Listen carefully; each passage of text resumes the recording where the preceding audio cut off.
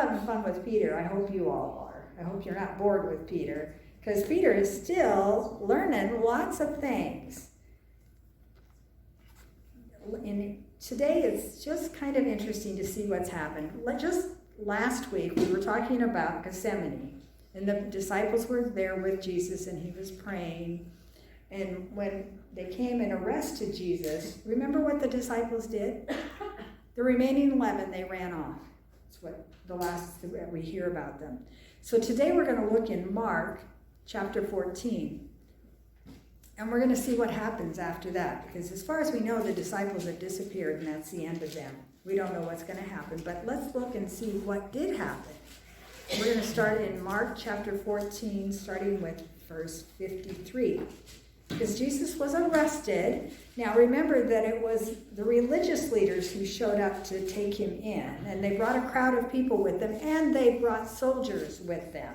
But right now, we're only dealing with the religious leaders. There's no soldiers involved in this interrogation that's going to take place.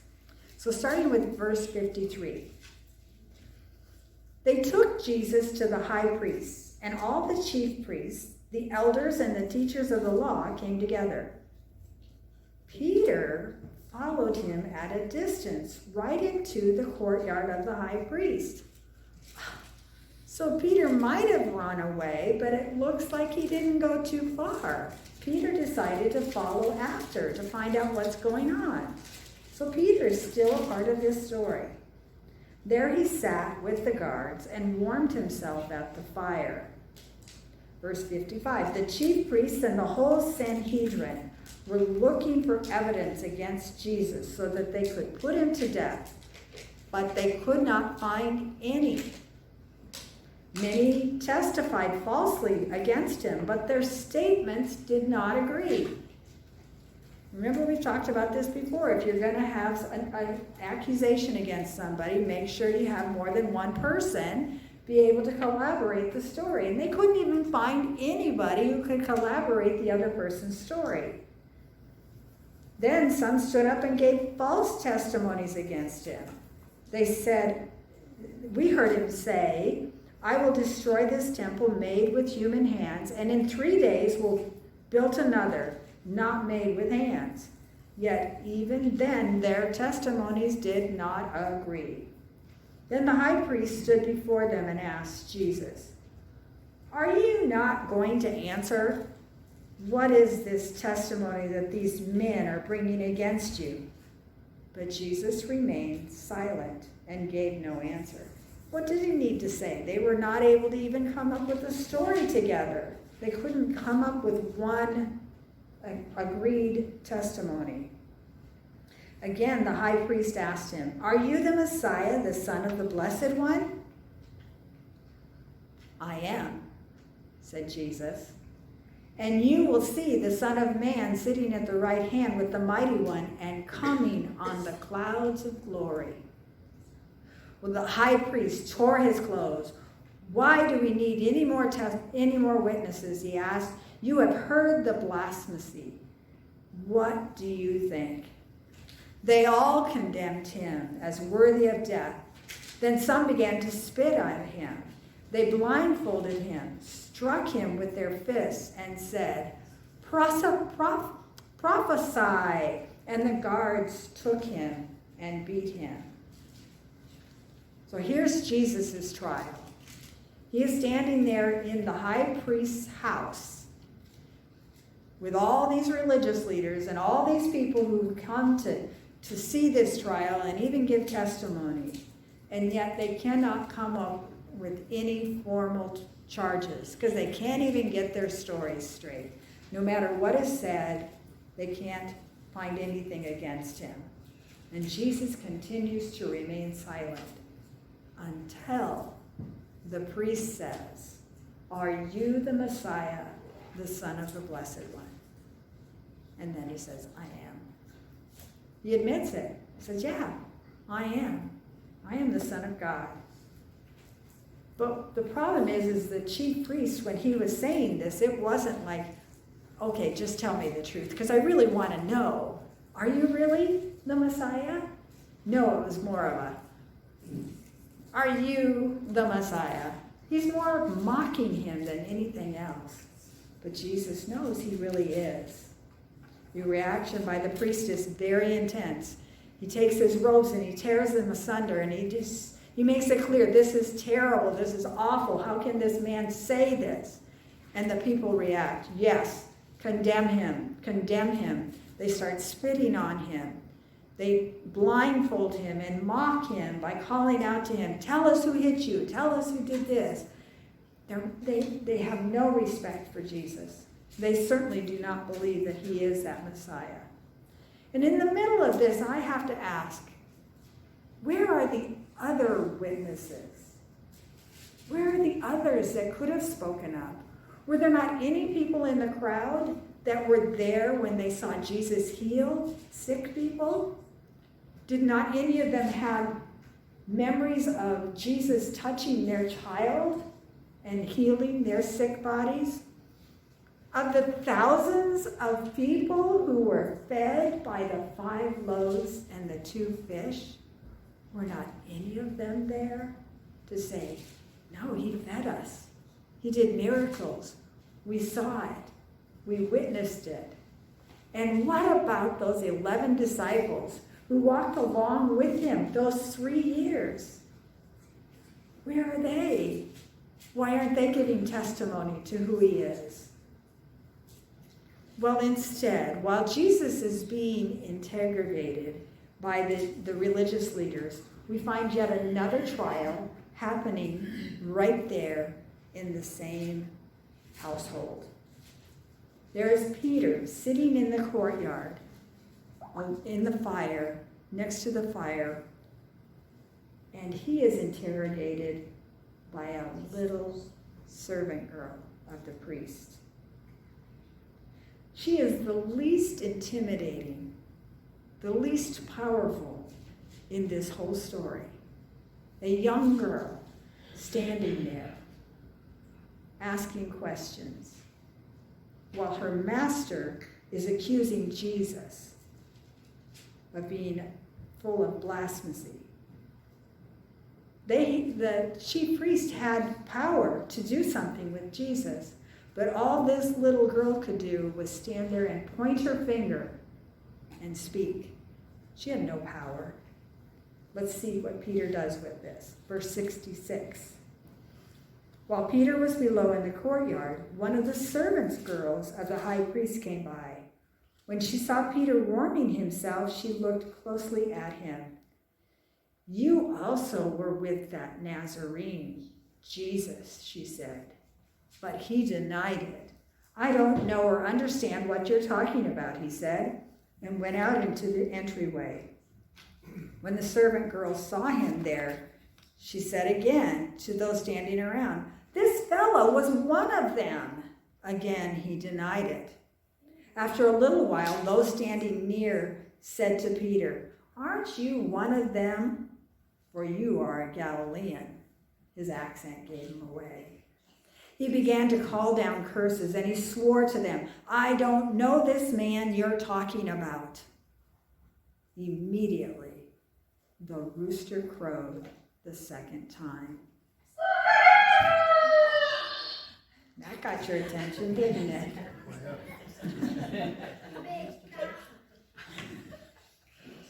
Even before he had completed those words of denial, he heard that rooster. In one of the other Gospels, it says, in fact, in 2 of the other Gospels, it says that at that moment, he looked at Jesus and saw Jesus look at him. He had denied Jesus 3 times. Peter remembered the words Jesus had spoken to him, before the rooster crows twice, you will disown me 3 times. And he broke down and wept. Well, before we really get into this whole story with Peter, I think we need to ask some questions. Because this is a question that I saw when I was looking at this whole situation. I wondered what other people thought. One of the questions people ask often was Peter just a coward? Well, was he? Let's look. He followed Jesus when the other 10 ran away. he followed him all the way into the courthouse of the chief priests, where Jesus was being held. Why was Peter at the high priest's house in the first place? Well, he wanted to be close by. He wanted to hear what was going on. And he was sat near enough so that he could hear. Why didn't he say anything while waiting for his friend? Again, I'm asking, why did he not speak up and defend Jesus? He could have, even when he was asked, made up another reason. When somebody asked why he was there, he could have said, well, I'm just here waiting for a friend. He didn't have to disown Jesus. He could have just said, I'm waiting. I wonder, have you ever not lied by avoiding a question? Sometimes when we hear a question, we don't necessarily lie in answer. We just kind of give a different answer that has nothing to do with the question. Verse 68, I don't know or understand what you're talking about. So he didn't really lie, according to this description. He's just kind of avoiding the question with the young girl at first. But was he a coward? What happened just shortly before this, while they were still sitting in Gethsemane? Remember what Peter did? He was ready to fight for Jesus. He picked up that sword and he attacked a servant and was ready to start a battle. He was ready to defend Jesus. And then we see that he didn't run away completely. He stayed close by. He wanted to know what was going to happen. John actually gives a different perspective even with that last accuser. In John 18, he says this, one of the high priest's servants, a relative of the man whose ear Peter had cut off, challenged him.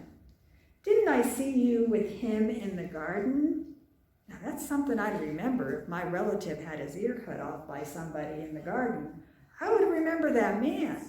And that's who this accuser is. But Peter denied it, and the rooster still crowed. I don't think that Peter was a coward. He followed Jesus. He stayed close by. He sat by a fire, meaning that people could recognize him. If he really was a coward, he might have followed by and sat in the corner away from the flames so no one could see him. But he was there at the fire where he could be recognized. Well, maybe Peter had some questions about this whole situation. Maybe Peter was asking why Jesus wasn't telling him who he was.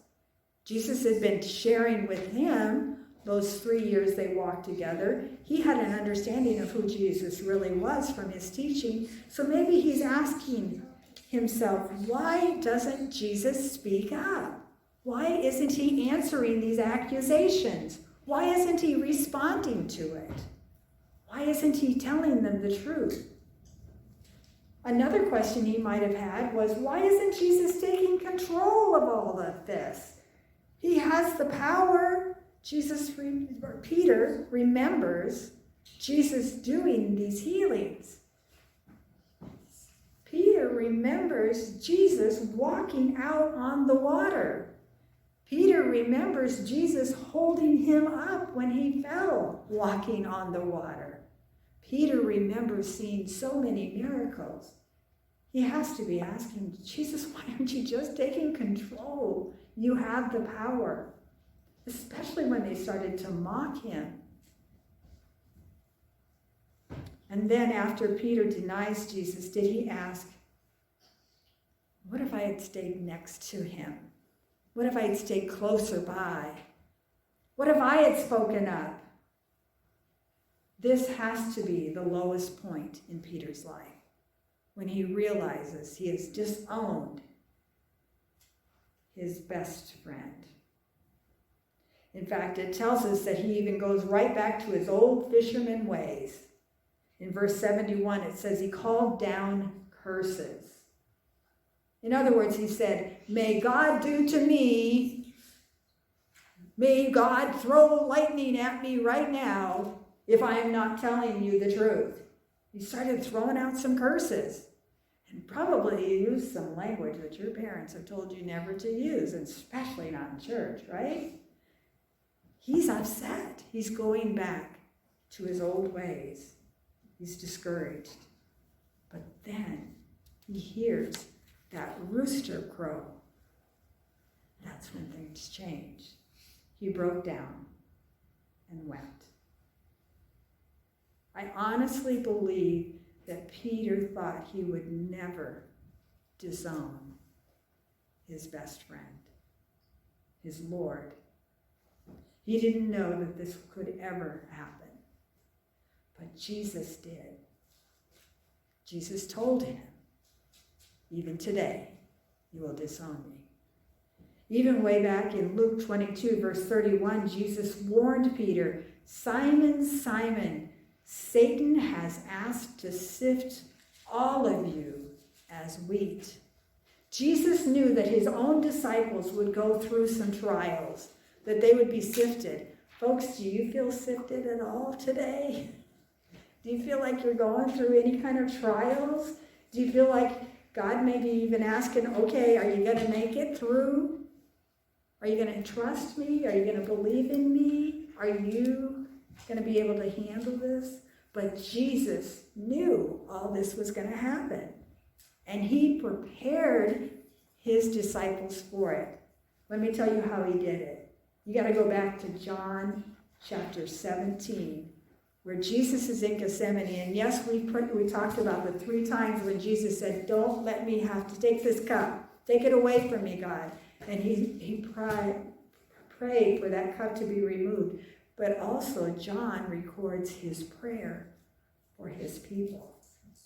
He prayed for his disciples. He prayed that they would stay in the world. Even after he goes back to heaven, may they stay in the world. May they be the witness. May they share the word. May they be people of the word. May they stay true. He even goes as far as saying in his prayer to God, God, may they love as you and I love each other. Can you imagine that kind of love? Jesus prayed that for his disciples. And then in Luke 22, the next verse, 32, he says, but I have prayed for you, Simon, that your faith may not fall. And when you turn back, strengthen your brothers. Jesus never gave up on Peter. Even when he heard that rooster crow, he hadn't given up on Peter. He knew that Peter would turn back and be a true witness for him.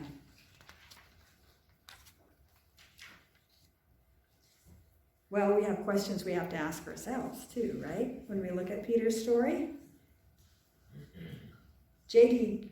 Geer has a message called Betrayed by Me. And in this message, he asks some questions that we should ask of ourselves. His first question is, what is that one thing you must have from Jesus to keep following him? What is that one thing that you believe that Jesus will do in your life that you hold on to and you know you'll follow him no matter what? We all have it. We think that Jesus owes us this, whatever it might be.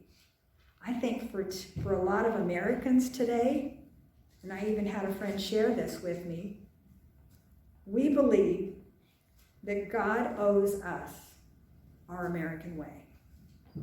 That we believe truly that God owes us to have that nation that was founded in 1776.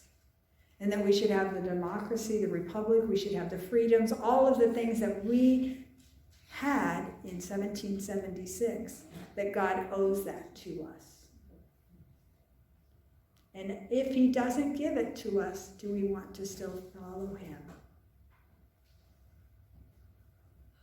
That's hard to hear, but he didn't guarantee us that, because I can't find anything in Scripture that says America will be a blessed nation forever. Israel will always be blessed by God, but God punished Israel when they were disobedient. Along with that, sometimes we might think, why is it that God's letting all the bad guys win? Have you ever thought that? I sure have lately. There's all these people who aren't even following the rules that we established as a country. We have certain constitutional rights and certain things that we want done a certain way, and people aren't following those rules, and they are getting power. That doesn't seem right. And maybe we're asking God, why is it that those people who are not following the rules have control right now? Why are they being rewarded? Maybe you believe that Jesus' main reward for people here on earth is a good life. But it's not. We have to ask ourselves this really difficult question. Are you more interested in Jesus giving you what Jesus gives you, or who he is to you? Jesus is the main reward. Jesus is the giver of our eternal relationship to our Creator. He is our hope. He is our salvation. Well, what about questions of those who doubt? There are some people who would say, well, Peter's story just can't be true. Really? Really? This guy who denies Jesus, he goes on and it just doesn't, it just seems like a made-up story. But the fact is, you can find Peter's story in Matthew, Mark, Luke, and John.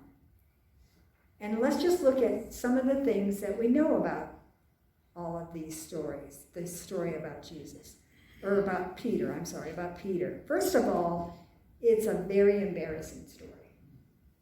I don't know about you, but I don't know a lot of church leaders today who like to talk about their past and actually put it in a book and let everybody know their bad past. And here is Peter. He didn't even write these books, but in all 4 of these books, he's allowed his friend to write down in words that are still being read 2,000 years ago about all his failures and all his mess-ups. They're recorded. And not just his, but the other disciples. All of these Gospels are not just stories. They are written by the men who lived them. They are written by the eyewitnesses, the people who actually experienced all of these things. And if they weren't the person who wrote the story, like Peter, he didn't write any of these Gospels. He was with those men. And they heard his side of the story. So they're truthful accounts. And then the last thing that I see about all of this is that these writers, every one of them, died horrible deaths. All of the disciples, all 11 of them, died horrible deaths. Peter himself was hung on a cross upside down. Now, why would they do that when all they had to do was say, yes, high priest, you are right. We will follow your ways. He wasn't the Messiah. We were mistaken. We will go back to the truth of your teachings, and we will deny the resurrection. But none of them did. So for anyone who doubts, just look at the accounts. One question I would ask someone who would deny that Jesus really was, and these stories of the 12 apostles was true, the one question I would ask them is, if Jesus really rose from the dead to prove he is God, would you follow him? Jesus did. He truly did rise from the dead. And he did it because he loves you. For God so loved the world that he gave his only begotten Son, that whosoever would believe in him would not perish, would not die, but have eternal life and a relationship with God. So no matter what has been done in your past, His forgiveness is there so that you can have a relationship with God. Peter betrayed his friend Jesus. He denied and disowned him. But when that rooster crowed, he humbled himself. He repented. He wept.